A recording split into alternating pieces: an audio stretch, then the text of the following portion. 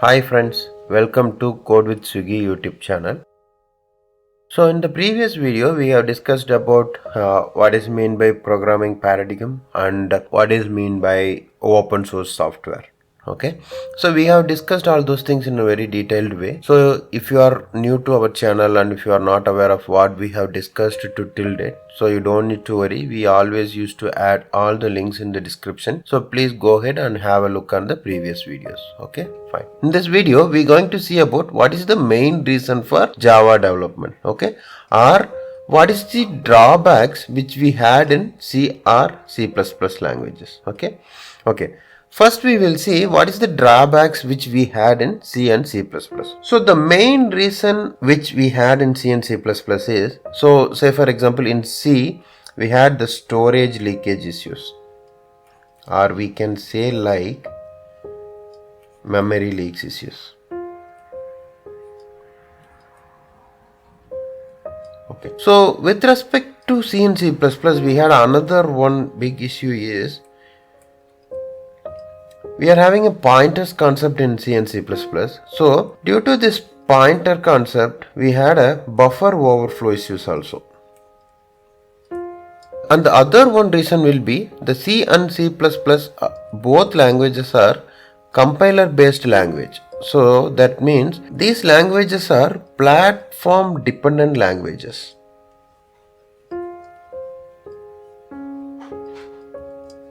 Due to the memory leak issue and pointer issue, they want to solve all those problems. Okay, but at the time James Gosling think in a different way that to solve or to address all the problems which we had in the previous languages, he came up with a new language called Java. Okay, he removed the pointer concept from the Java language to avoid the buffer overflow and memory overflow issues. Okay, and then he came up with the platform independent concept. Okay, we will discuss about this platform independent in few minutes, but before that, first we will discuss about what is platform dependent. Okay, first we should know about that, right? Then only we can discuss about platform independent. So what is platform dependent? Already I have explained in previous videos. Anyway, I will explain it here also. So we all know, right? Windows.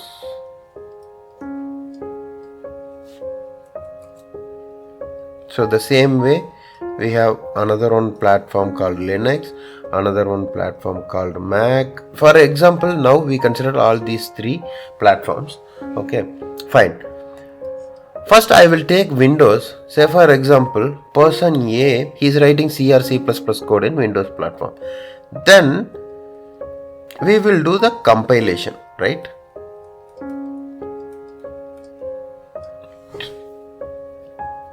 So we all know about what is the use of compilation, right? So the compilation will give you the machine readable code, or we can say machine code. What is mean by machine readable code? So we all know, right? The computer can understand only zeros and ones. Okay, so the computer will understand only binary. So that's the reason we need to convert the code, whatever we have written in the human readable format, to a machine readable format. Okay, that is the process of compilation. Okay, so the compilation will convert your human readable code into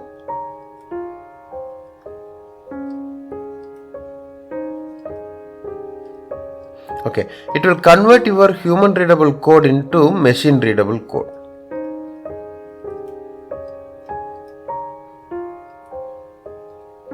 So here, right, in C or C++, we are directly converting our code into particular machine code. Say for example, now if you are in a Windows machine and you are doing the compilation, then we are creating a machine code which is readable only in the Windows machine. So if it is specific to Windows machine code, then you cannot take that and you cannot run it in the Linux or Mac OS, right? So this is called platform dependent.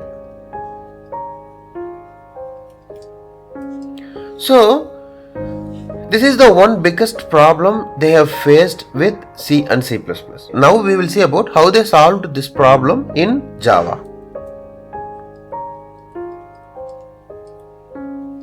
Platform independent. So you are done with the Java code and it's a human readable code, right?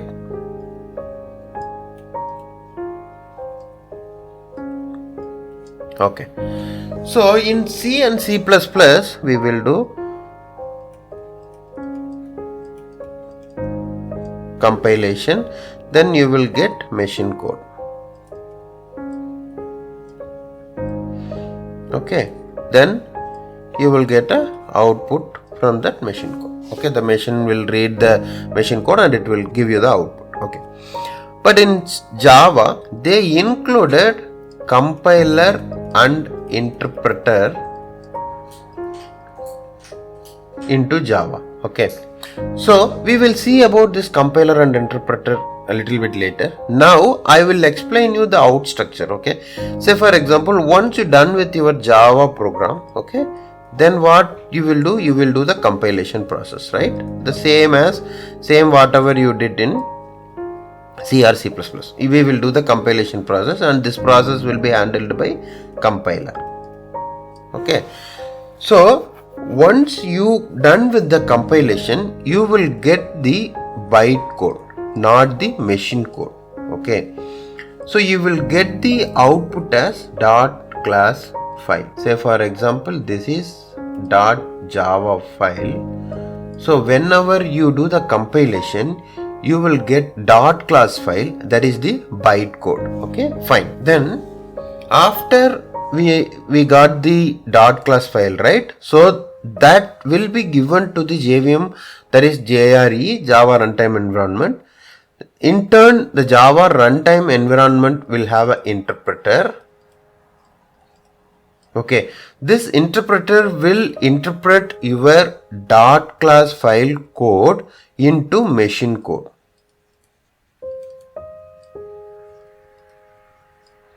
Okay, then the particular machine will read the machine code and it will give the output. Okay, so now what we can do, how they achieve this platform independent. So once you done the compilation in any of the machines, then you can take that byte code, okay, to the different platforms. Then you can very well run the byte code, then you can get the same output. Okay, I will explain you this process one more time. So you have a Java file. Out of the compilation you got .class file. We can say byte code. Okay, this is the compilation. And the process of compilation will be taken care by compiler. Okay, this compiler will give you a .class file. Okay, then you can take this .class file, okay, to different platforms. Then in the different platform you will have a JRE, that is the Java Runtime Environment.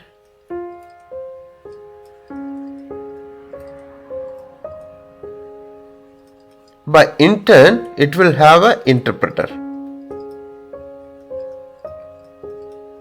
Okay, so this Java runtime environment or this interpreter, what it will do, whatever .class file you have given to the JRE, right, it will convert, or this interpreter will interpret the byte code, it will generate the machine code, then the machine code will be taken to that machine, then that machine will evaluate that code and it will give you the output. Okay, this is how they achieved the platform independency. Say for example, you have written your Java program in Windows machine and you have compiled the Java program in Windows machine itself. Okay, say for example, this is windows.class file. Okay, then you are taking this .class file to the Linux machine. Okay, then you are giving this .class file as input to the JRE, which is in the Linux box. Then the JRE will interpret your code and it will generate the machine code for Linux. Okay. So now you can able to get the output. So this is how they have achieved the platform independency. But we are telling this JRE, right? This JRE have a platform dependency.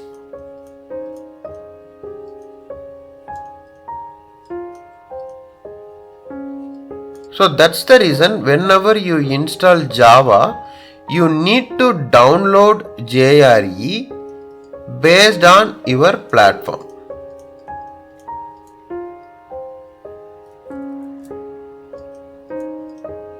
So after your JRE installation, right? So the JRE have the capability to read the bytecode. Okay. Irrespective of platform. Say for example, if you compile the code in Windows, then you can take that .class file whatever you have in the Windows, then you can supply that to the JRE which is in the Linux box. Okay. Now it's having the capability to read the bytecode and to convert the bytecode into a machine code. Then the assembler will check the machine code and it will give you the output. Now I think it's clear to you how they achieved the platform independency in Java. So just a small recap. Okay. The JRE is a platform dependent software. Okay. But the overall Java software is a platform independent software. Okay. Fine. Okay, now I will take you to Eclipse to show you whether really we are having a .class file or we are having a Java file. Now we are in Eclipse. Okay. Whenever you open your project, you will see this JRE system library. Okay, fine. So initially I have explained you about this. So this JRE system library will have all the necessary Java codes. So let's consider initially whenever they write this Java software, right, at the time they may write all the code in Mac, but now I am using it in a Windows. Okay, so now let's get inside package, then we will see really do we have .class file or .java file.